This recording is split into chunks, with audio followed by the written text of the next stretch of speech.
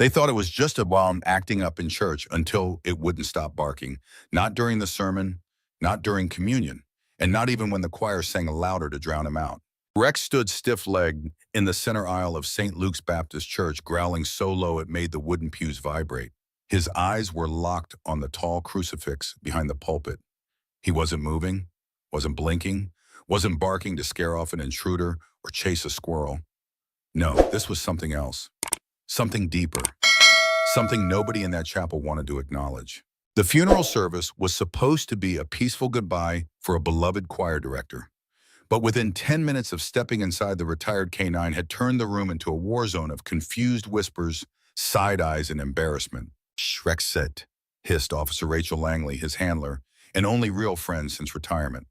But Rex didn't move. He pressed forward, low ears, tight shoulders squared, as if pointing out a bomb that no one else could see. Pastor Glenn tried to play it off, laughing gently from the pulpit. "Looks like someone's spirit is a little too fired up this morning," he joked, chuckling as a few folks nervously followed suit. "Probably just smells the incense." But Rex wasn't distracted by the laughter or the smell of lilies or the sharp bite of cologne from the deacons. His body was tensed like a spring, every inch of him focused on that wooden cross. Rachel grabbed his leash. "Come on, buddy, that's enough." He didn't budge. And when she tugged harder, he let out a single sharp bark that made an old woman 3 pews back drop her tissue box. People began to murmur. "Is he trained? He's retired, isn't he? What's wrong with that cross?" 3 hours later, the church was empty again. The folding chairs had been packed away. The choir robes hung neatly behind the altar. A few leftover cookies sat sweating on a plastic tray in the fellowship hall. But Rachel stayed behind. So did Rex. He was sitting in the same exact spot in the aisle, eyes still trained on the crucifix, now silent but visibly alert. Every time she tried to lead him out, he pulled back like something tethered him there. Rachel sighed and sat in the pew closest to him. "What is it, boy?" she whispered. The church was dead quiet. No traffic outside, no humming air vents, just stillness. And that cross. She looked up at it. It was tall, maybe 7 feet, hand-carved, a little uneven if you really stared at the symmetry. The Christ figure was missing, probably removed during renovations. But the wood, it looked older than everything else in the building. Much older. Rachel had been with the sheriff's office for 15 years, mostly working missing persons.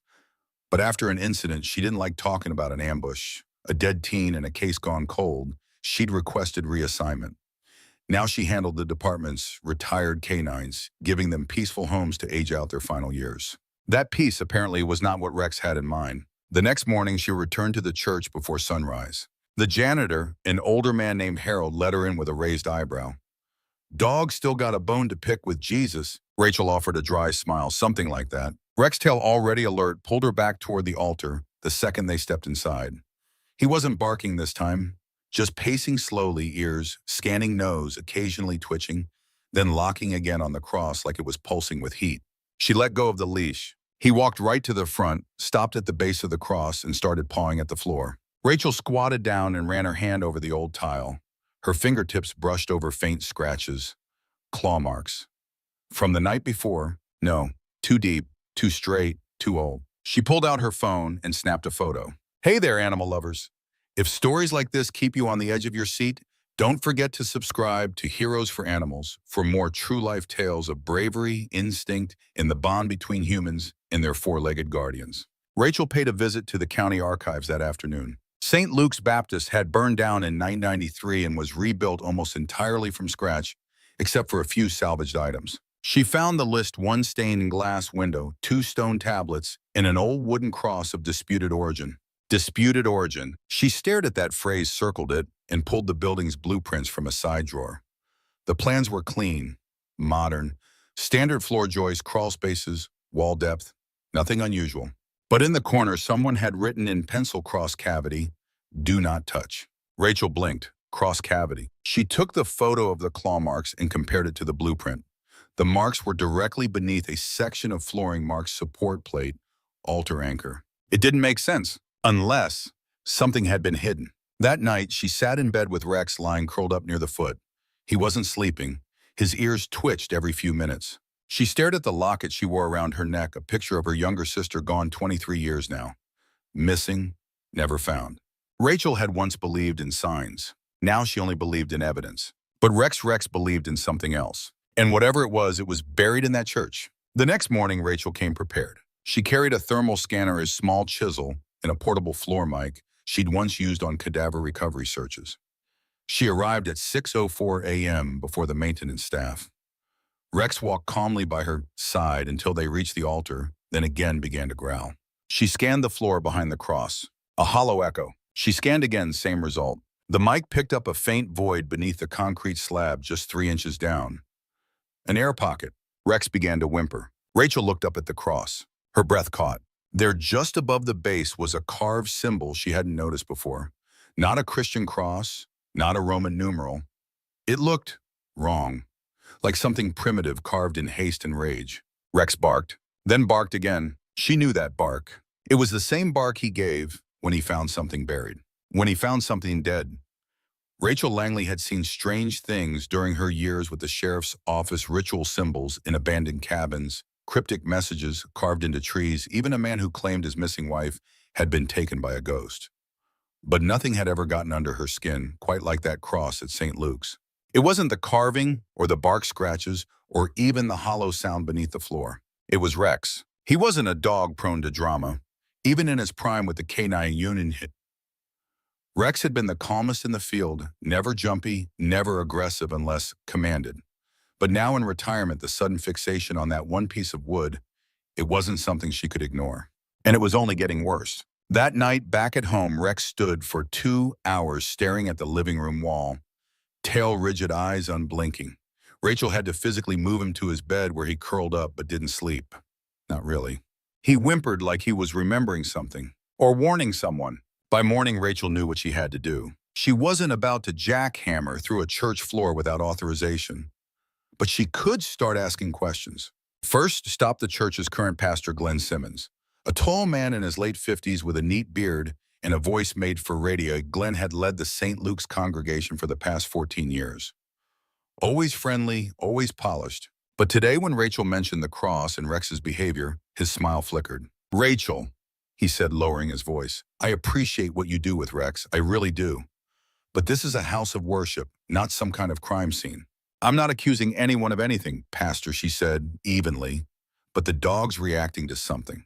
And that cross, it's not even listed in the original rebuild plans." He folded his arms.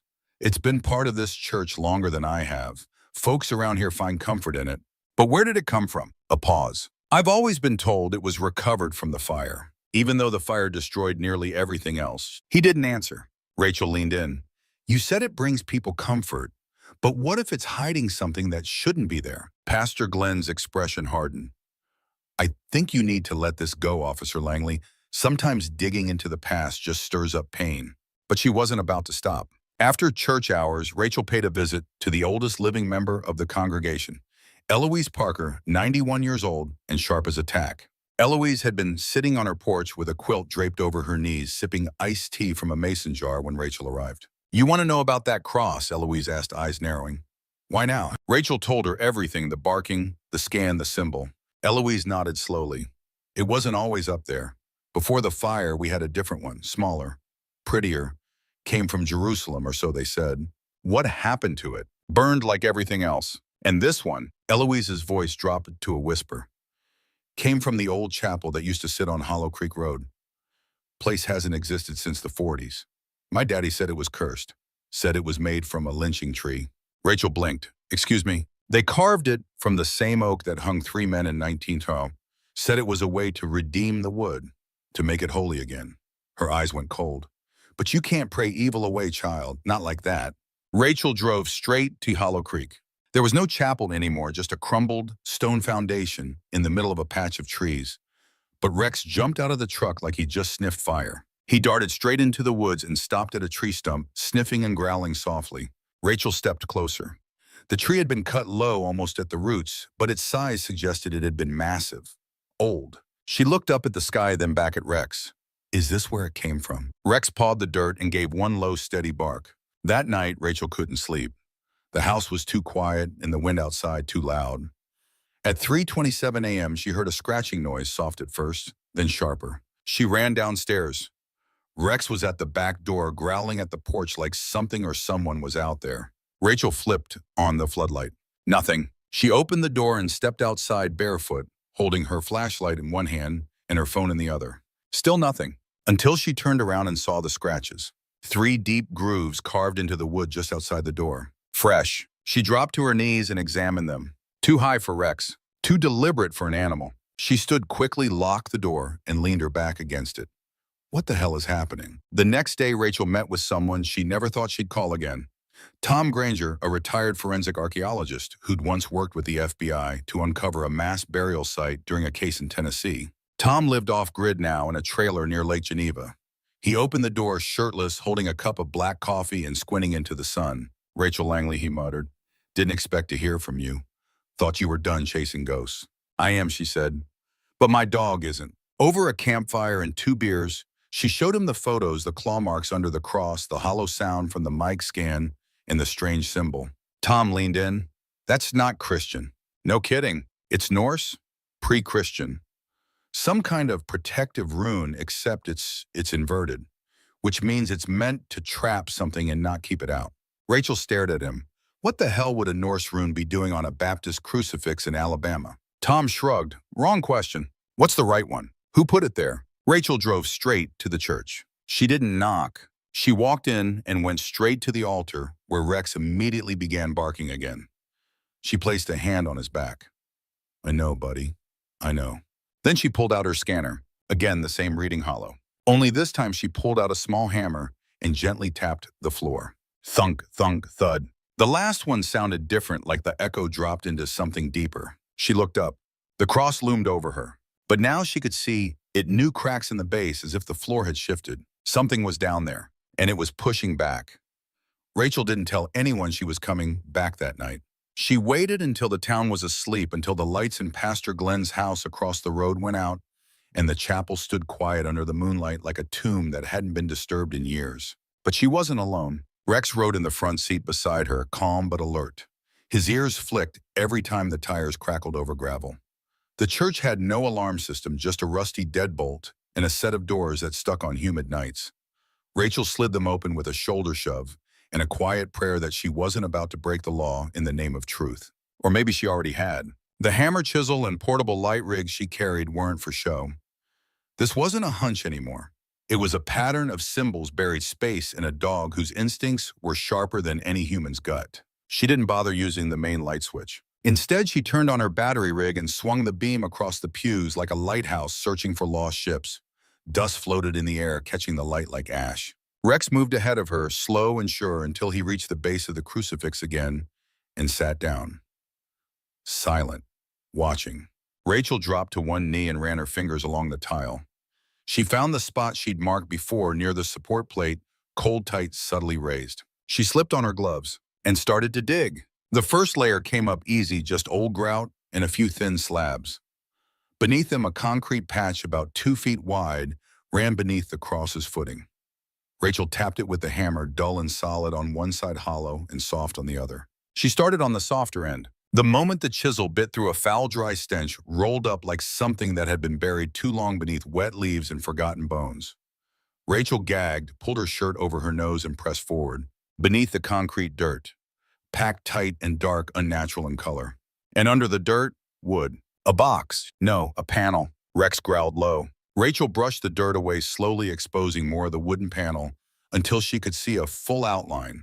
A trap door about 3 feet wide, sealed with what looked like pitch and iron nails so old they had fused with the grain. She hesitated. The air down here was cold. Not basement cold, grave cold. But she had come this far. She pulled her crowbar from her pack and wedged it beneath the edge of the panel. The wood groaned, and then it opened. The smell hit her like a punch in the face. Not rot, not mildew, but something dry and strong, like the air inside had been dead for decades, waiting for release. Rachel dropped the flashlight down into the hole and saw a steep, narrow ladder leading into darkness. Wood-lined walls, reinforced edges. It wasn't just a crawl space. It was a chamber. She clipped a rope to her belt, dropped the other end around the base of the crucifix, and began her descent. Rex barking once before lying flat on the floor, unwilling to follow. "I'll be quick," she whispered. "Don't let anyone in."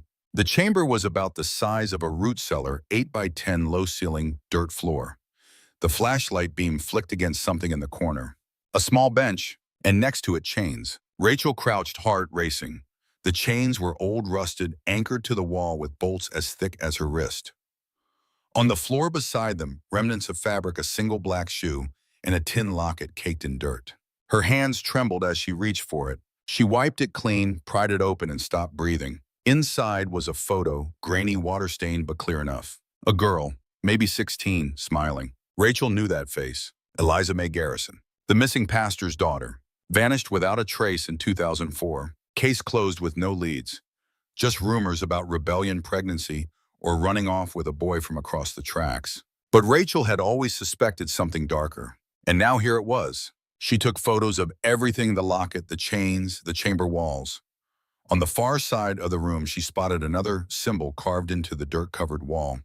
Same inverted rune Tom Granger had identified. She traced her finger across it.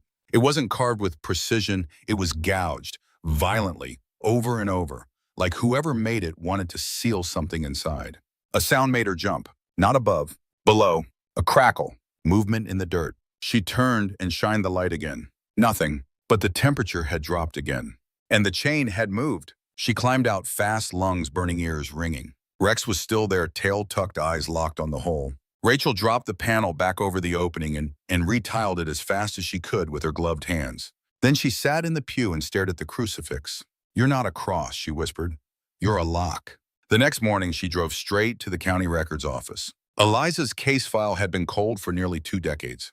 Rachel had worked the investigation during her rookie years, chasing every tip, only to be told by her superior to let it go.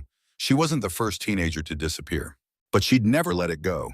The locket now sat in a sealed evidence bag on her passenger seat, Rex watching it like it might crawl away. At the office, Rachel requested building permits from 2004, the year after the church fire. She flipped through the documents until one caught her eye. Temporary structural support implemented beneath altar platform approved by County Inspector L. Harwick. Temporary. There was no mention of it in the final blueprints. Rachel tracked down the inspector, retired now, living in a cabin outside Jasper. He answered the door wearing a fishing vest and blinking behind thick glasses. "You remember doing a support install at St. Luke's in '04, she asked. "Yeah," he said slowly. "We were told to close off a subfloor cavity that had gone unused during rebuild. Dangerous footing." "Who told you that?" "Church board. Said the space gave folks the creeps." Didn't argue, I patched it, didn't ask questions. Rachel showed him a photo of the locket. His face went pale. "Where'd you find that?" "Same place you sealed up." He looked away. "I didn't know, I swear. I was just doing the job." By the end of the day, Rachel had made the call. She didn't go to the sheriff's office. Too many people there would want to contain the story. She went straight to the regional FBI field office in Birmingham. The agent assigned to cold cases, a woman named Dana Morales, listened in silence as Rachel laid out the story, the photos, the records. When she got to the part about the cross and the symbol, Morales raised an eyebrow.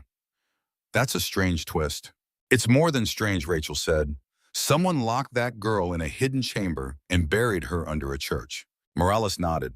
"And you're saying the dog led you to it?" Rachel glanced down at Rex resting at her feet. "No," she said. "He wouldn't let me ignore it." That night, Rachel sat on her porch with Rex beside her. The stars were bright, the town was quiet. She held the locket in one hand and a beer in the other. 17 years, she whispered. "You were never lost. You were buried." Rex nudged her side gently. "Thanks, boy." He laid his head on her lap, eyes closed. But when the wind shifted and the porch light flickered, he lifted his head again and growled. By the time the sun came up, the FBI had sealed off St. Luke's Baptist Church. Crime scene tape ran across the front gates. Federal agents in dark windbreakers moved in and out with toolkits, cameras, and scanners. A mobile lab van idled in the parking lot, humming like a giant mechanical bee. Pastor Glenn stood outside, the yellow tape arms crossed tightly over his chest. His face was pale, but his mouth set firm. "I told you," he said to Rachel, voice low and tight. "I told you not to dig." Rachel didn't respond. She stood beside Rex, watching the agents work. The cross had already been removed, cut away from the altar, and laid on the grass outside like a fallen totem. Without it, the chapel looked naked, wounded, exposed. Agent Dana Morales approached, holding an evidence bag. Inside was a weathered, leather-bound journal, half-burned, the cover singed at the corners. "We found it tucked behind the paneling in the chamber," Morales said. "Belongs to Eliza. Initials are inside the front cover." Rachel took the bag carefully. She kept a journal. Morales nodded. What's left of it? Some pages survived. It's not easy to read. Show me. They walked to the mobile lab where the pages had been gently flattened and scanned. Morales handed Rachel a few printouts. The entries were dated from late 2003 to early 2004. The handwriting was neat with little hearts drawn over the lowercase e's, but the content turned cold fast. He touched me again last night. Said if I told anyone I'd be punished. Mama doesn't believe me. Says I make things up. But I know I'm not crazy, I told Pastor Glenn. He told me to pray harder. They locked the basement again. I think something bad happened down there before. Rachel's stomach churned. She flipped through another page. He said he'd make me part of the foundation, that God would forgive him if I disappeared. She closed the file. Jesus. Morales nodded grimly. DNA from the remains matches Eliza. Cause of death appears to be asphyxiation and dehydration. There are signs she was restrained, possibly for days. Rachel turned to look out the van window. The crucifix lay there like a lie finally unearthed. News spread fast. By the next afternoon, half the town knew what had been found beneath the church. The local newspaper ran a front-page headline, "Missing Girl Found Buried Under St. Luke's." Local news stations parked vans outside the church gates. Reporters hounded congregants for statements. The community was in shock, but not for the reasons Rachel expected. Some people cried, some were angry, but others denied it. She ran away, one man told a camera crew. That cross has nothing to do with it. I don't believe that story for a second, a woman snapped on Facebook Live. The FBI's just stirring the pot. A retired deacon claimed the whole thing was a witch hunt. Rachel sat at her kitchen table that evening, scrolling through social media with one hand and petting Rex with the other. The comments weren't all kind. Fake story to bring down the church. She probably got herself killed. They're blaming God for what one man did. It made her skin crawl because she knew how silence worked, how it covered things up not with lies but with doubt, with maybes, with let it go, with don't dig. But the silence was breaking, and now the truth had a name. Eliza May Garrison. The following day, Pastor Glenn was brought in for questioning. He didn't resist. He sat across from Rachel and Agent Morales in a quiet interview room at the county building, fingers laced on the table, eyes downcast. "We know Eliza came to you," Morales said. "We have her journal. She says she told you everything." Glenn nodded slowly. "She did." Rachel stiffened. "And you did nothing?" "I was young," he said, voice shaking. 28. Just hired. I was told to keep order in the church. To avoid scandal. That family was influential. Eliza's father was a board member. "Who was she talking about?" Morales asked. Glenn hesitated. "Deacon Harold Jennings." Rachel's heart stopped. Harold. The church's maintenance man. The man who had let her in on her first visit. "He still works there," she said. Glenn nodded. "They never got rid of him. Too many people owed him favors. He was there the night Eliza vanished. Said she ran off. Said he saw her climb out the back window. Did you believe him?" Glenn looked up with wet eyes. "I wanted to." Jennings was arrested that night. Rachel watched from the squad car as deputies cuffed the old man on his front lawn. He didn't fight, didn't yell. Just stared at her with eyes so flat and empty, they made her shiver. "Dog told you, didn't he?" he muttered. "Knew it all along." Rex growled quietly from the back seat. They took Jennings into custody, and within hours he'd lawyered up and refused to talk. But the evidence was stacking fast. DNA journal entries, the locket, even Glenn's testimony. It wouldn't bring Eliza back, but it would give her justice. That Sunday, Rachel returned to St. Luke's. The church was closed, boarded up. A sign out front read, "Services suspended until further notice." But she wasn't there for service. She brought flowers. Wild daisies, Eliza's favorite, according to an old yearbook entry she dug up in storage. She laid them in the grass where the cross had once stood. Rex sat beside her, quiet still. "You waited 17 years, Rachel whispered.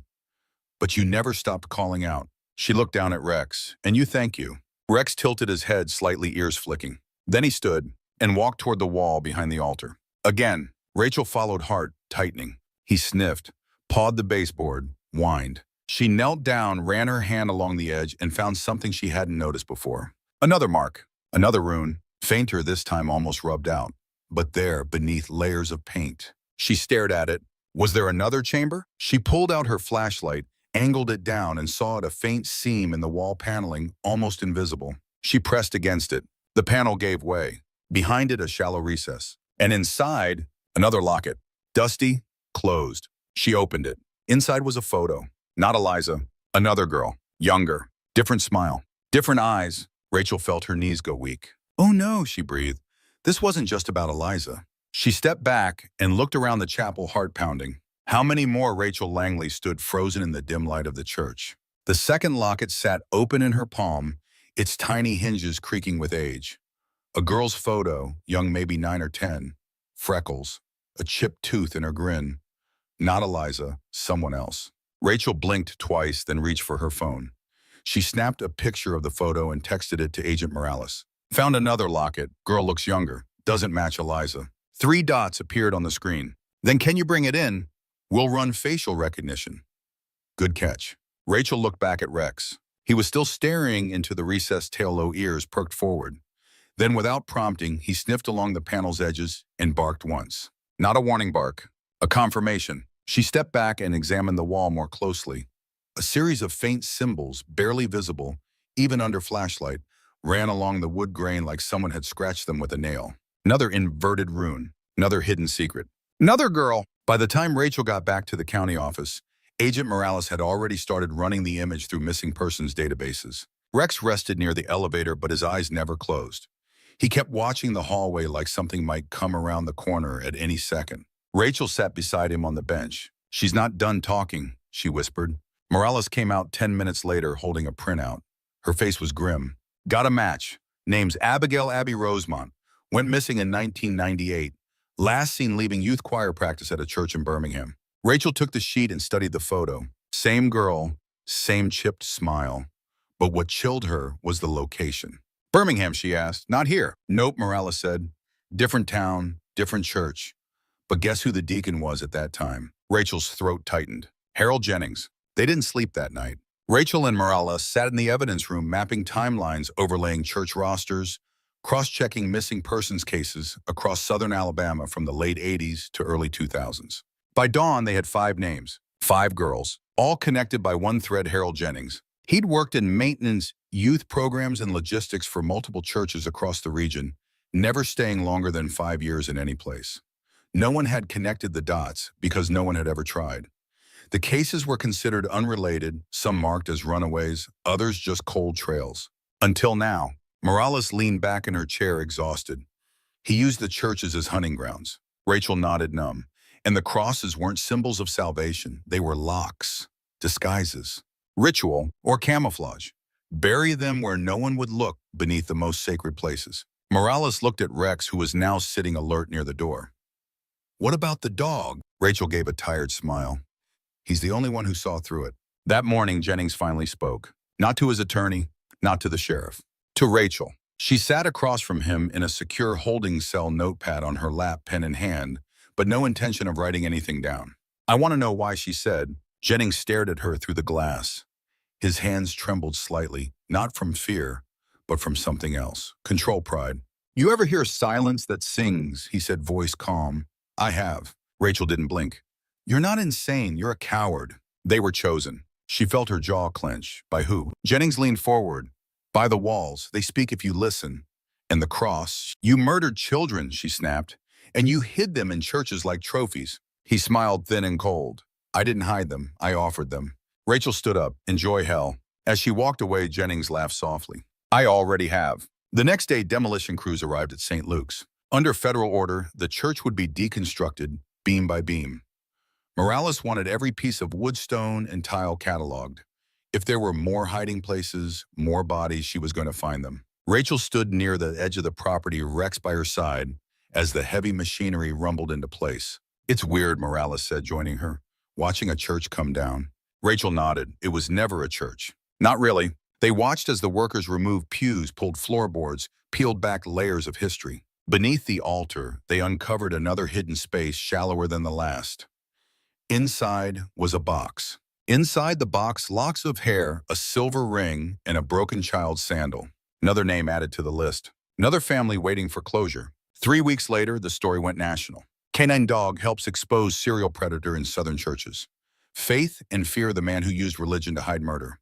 Dog's instinct leads to multiple victims under church altars. Rachel sat through 5 interviews, gave 3 statements to major outlets, and even turned down a book deal. She didn't want to profit off this. Neither did Rex. He just wanted quiet, peace. So Rachel filed retirement papers for herself and for him. They moved to a small cottage near the lake. No sirens, no case files, just birds, pine trees, and the sound of wind brushing the water. But even there, Rex would sometimes stop at the base of a tree, stare up and growl soft, uncertain. Rachel would kneel beside him and whisper, "It's okay, buddy. Nothing buried here." Still, she checked anyway. Every time. One evening, months later, Rachel received a package. No return address. Inside, a single page from a torn book. On it, a symbol, an inverted rune just like the one on the cross. Underneath it, coordinates. A GPS pin, somewhere in Georgia. Rachel stared at it for a long time. Then she walked to the living room, knelt beside Rex, and clipped his collar. "You ready?" His ears perked. He stood.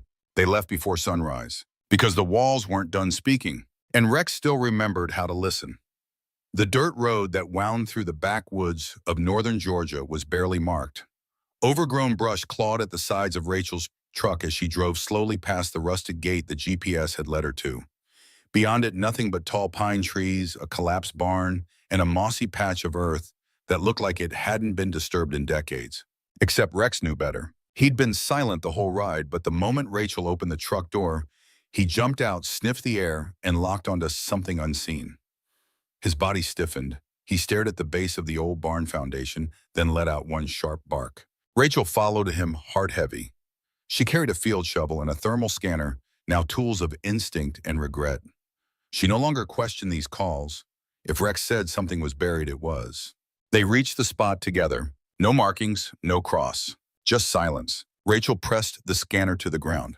A hollow shape blinked back on the display. She didn't hesitate. She dug. 2 hours later, the shovel struck metal. Not a coffin, a trunk. Old, heavy, padlocked. She broke it open with the claw end of the shovel and lifted the lid. Inside, wrapped in plastic and flannel, were tiny bones. And a name tag. Caroline Watts, age 6, missing since 1996. Rachel knelt in the dirt, breath caught in her throat. There were no words for moments like this. Only grief. Only reverence. Rex stood beside her and let out a soft whine. They stayed there until sunset. Until the light turned gold and the shadows stretched long across the field. The discovery made national headlines again. By now, Harold Jennings had been indicted on 6 counts of murder with 3 more pending. All were confirmed through remains artifacts or journal entries, all hidden beneath altars, inside walls, or beneath properties tied to small rural churches. Rachel testified at the trial, so did Agent Morales. The case, people said, was airtight. But Rachel didn't care about the trial. What mattered was that the girls had names again. Gravestones, not just empty file folders and forgotten filing cabinets. Rex was honored at a public ceremony hosted by the FBI and the Department of Justice. They called him a hero with a nose for the unspeakable. They gave him a medal. They gave Rachel a plaque. But the only thing Rex wanted was his blanket and a quiet spot under the porch. By that winter, his walks had slowed. His eyes grew a little cloudy. His joints ached even with the meds. Rachel cooked for him every night. Chicken, rice, and vegetables, whatever he wanted. She knew his time was coming. But she refused to rush it. One night, just after Christmas, the wind picked up outside. Snow hadn't started yet, but the cold was biting. Rachel lit a fire in the hearth, poured herself a cup of tea, and sat beside Rex's bed with a fleece blanket in her lap. He lay curled up, breathing softly, his nose twitching now and then, as if chasing something only he could smell. Rachel reached down and touched his ear. "You did good, buddy." He opened his eyes and looked up at her just once. Then he laid his head down again, and didn't lift it. The funeral was small, just Rachel, Agent Morales, and a few local officers who had once worked with Rex during his prime. They buried him beneath a tall pine on Rachel's property beside a carved stone that read, "Rex, 2013 to 2025. He heard what others wouldn't and listened until they were found." Rachel placed a folded flag on top, then added a worn locket Eliza's. It belonged there now. Part of the story, part of the silence finally broken. A month later, Rachel received a letter from one of the victims' families. Inside was a photo of a little girl holding a microphone, smiling shyly at a church talent show. On the back it read, "She loved to sing. Thank you for finding her." Rachel didn't cry often anymore, but that day she did. Time passed. The old churches were demolished or repurposed. A national task force formed to re-examine church-affiliated cold cases. A bill was introduced in Congress, the Rex Act, to provide federal funding for retired K-9 units to assist with missing persons investigations. Rachel went back to teaching basic K-9 training courses part-time, but mostly she stayed home. Sometimes she'd wake up at night and swear she'd still hear scratching at the baseboard, or a bark echoing in the trees. But when she got up and opened the door, it was just wind and memory. One spring morning, Rachel was working in the garden when her new pup, a floppy-eared rescue she named Shadow, came bounding around the corner with something in his mouth. She reached out to grab it. A torn scrap of wood, weathered, with a symbol carved into it. An inverted rune. Rachel stood up slowly and looked toward the distant woods. Not again, she whispered. Shadow barked, just once. Thank you for following Rex's journey with us. If this story moved you, we hope you'll take a moment to reflect on the powerful bond between animals and humans and the ways they help us uncover truth even when it's buried deep. What would you have done if your dog kept barking at something no one else could see? Would you have listened? Let us know your thoughts in the comments below. And don't forget to subscribe to Heroes for Animals for more true stories of courage, connection, and justice.